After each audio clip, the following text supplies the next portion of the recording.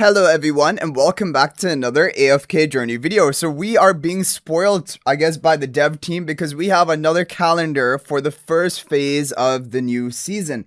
Season 6 Tower of Memory. So there's a lot of new information here to go through. This is basically covering phase 1 of the new season, which will be starting 30th Jan for the global servers.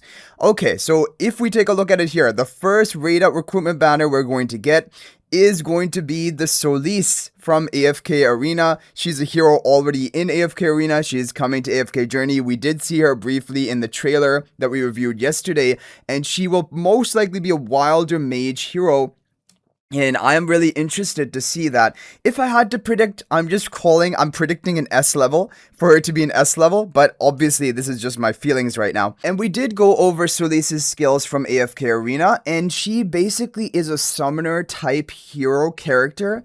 And that is, I don't know, for me, I'm not that excited about her. I'm gonna have to wait to see what her skills are in AFK Journey. But then after that, we're going to be having another raid up recruitment hero banner, and this was the red-headed guy character from the trailer that we saw yesterday, and he did look cool and interesting. He joined us, like basically we saw him with his other companion or classmate who was on the wheelchair, the blue-haired guy with the wheelchair. So now I'm feeling like maybe both of them are actually going to be playable characters in this season. And they definitely seem interesting. Like, all we saw from that trailer was that he did kind of teleport, and he maybe protected the wheelchair ally. Like they kind of teleported down the stairs or something. That's all I can really remember. So yeah, I'm looking forward to seeing about him. Like, he could be a light bearer hero. He is a human after all. Humans generally are light bearers, and maybe a light bearer mage, maybe A-level light bearer mage. That's what my prediction would be. But obviously, in terms of skills, we basically have no idea. And then we have the Celestial Hypogean who's going to be starting off the season. But unlike any other Celestial Hypogean, we're going to be getting her for free. And not just one copy for free, we're going to get multiple soul sigils for free. If I scroll down here, you guys can see that veteran players will receive Aurora soul sigils. Her name is Aurora, by the way, from Dream Delve directly through the in-game mailbox. So new players are going to be able to, participate in this event. It's a permanent event and gain soul sigils of Aurora across the way. But veteran players like us who've been playing for a while, we're going to automatically get this hero and extra soul sigils in our mailbox and be able to immediately ascend her and build her. So she's going to be for free, and I think we're getting her all the way to Supreme Plus for free. There isn't a complete confirmation of that, but the reason I say that is in like the trial version when they were testing out Dream Delve, basically it was giving a Celestial Hypogean to S Plus for free and with all the copies, and so I think we're gonna get her to S Plus for free, which is of course exciting, but at the same time, because she's coming out for free, I have a feeling maybe she's not gonna be the most meta. Maybe she's gonna be more of a fun type of hero, cool hero, but maybe not necessarily super meta, because I don't know, if everyone's getting it for free, it just feels like it may not be the most meta thing in the world. But either way, it's good for us because we also had a late release of Ulna in this, this season we're currently in. And so this will give us way more time to save up. If we're going to get a free Celestial Hypogean to Supreme Plus, she's usable at that point. And then we can save up for the future Celestial Hypogeans coming out in the season. And probably one of them is going to be the Hypogean support. Like, we've been waiting for the Hypogean support for ages and ages. And most likely it is going to be coming this season, maybe even after Aurora. So that's what I would keep saving up for. But yeah, awesome that we're going to get a free Celestial Hypogean and all the way up to Supreme Plus probably. Okay, 7-day login. Pick one of Damon, Zandrock, Iron, and Rowan. I think most people would pick Damon maybe for Paragon upgrades for PvP, or Zandrock if you haven't built him yet. He's also good for AFK stages, and he could even be good in PvP. Then we have the Emberlight Festival. Now, Emberlight Banquet and Vernal Breeze. I think this was some sort of... Oh, this was like your homestead event where you have your shop, basically, and you have to buy and sell. I think you do that in your homestead, and then there's that fishing zone and things that will be happening, and you're going to be getting some nice resources, most importantly, these stellar crystals, temporal essences, which are nice. We're going to have stellar ascent, like we've been having in previous phases, or all the phases this season. And overall, I'm a fan of stellar ascent because it gives you rewards, right?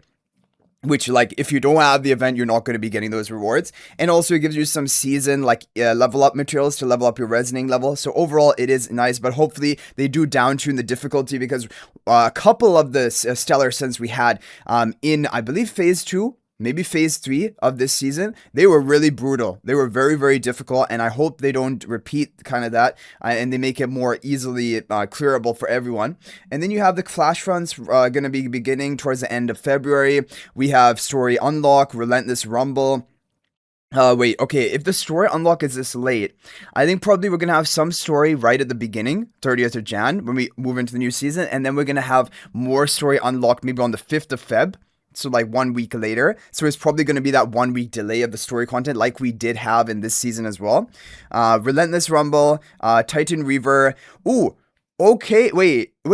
So Titan Reaver's coming in phase 1? This is I hope it's phase 1, because this is exactly what I was hoping for, because in the previous season, we had Titan Reaver starting phase 2, and it was basically an endless meta at that point. If you have Titan Reaver in phase 1, it's going to be a pre-endless meta, and that's going to be really interesting, because Titan Reaver, we're going to compete for rewards, and it's going to be a 2-team format. So that's nice. We're having Titan Reaver in phase 1, which we didn't have before. We're going to be having Voyage of Wonders, which most people don't like, but I actually do like it, or I don't mind it at least. And Primal Lord, Lady Starfallen. And if you actually look at her, like, she does actually look like a lady, but like her face is really kind of ambiguous. Like, these are the shoulders, for example, and arms, but her face, you can't really tell what is her face, and she's Lady Starfallen. Really interesting kind of Primal Lord design. I can't wait to see more information about that. And then we have her Gauntlet as well. But that's basically it for this map calendar that we have. But there's a lot of information here. And most importantly, everyone's going to be getting a this Celestial Aurora for free. And I believe all the way up to Supreme Plus. Which is amazing news. And then we have these 2 characters, Solis coming first, and then the red-headed guy from the trailer, which are also... Overall, like, when I first saw him, I was like, I don't really know if I'm excited for him to be a character, but for some reason, now I'm becoming more excited for him to be a character, and also that wheelchair guy. The wheelchair guy just seems so cool, like the blue hair, sitting in the wheelchair. Like, imagine, I could just imagine some crazy skills that these characters have. And so I'm actually a little bit excited for this character. So these I just don't think is going to be great, unfortunately, because we did go over her skills for AFK Arena. She just seems like a summoner, and I don't know. It could be summoner meta this season. You never know. Like, Florabelle's also getting her skill upgrade, but I've just never been a fan of summoners, and I just find it hard to believe they're actually going to be meta. But anyway, guys, let me know your thoughts about all of this in the comment section down below. What are you the most excited for? Is there anything else that I missed when we were looking at this calendar? Feel free to point that out in the comment section. But thank you guys all so much for watching. That is going to be it for this video. And if you're thinking about making a purchase in AFK Journey, please use my affiliate link for the official Farlight store. This is the best way you can support me and also gain 5% bonus dragon crystals on your purchase. My affiliate link is in the description of this video in a pinned comment. And you can actually bookmark this link in your browser. And whenever you're planning to make a purchase, just return to the bookmark link and make your purchase. It will support me and be greatly appreciated. So thanks for watching. I'll hopefully see you in the next video, and until then, everyone, peace out for now.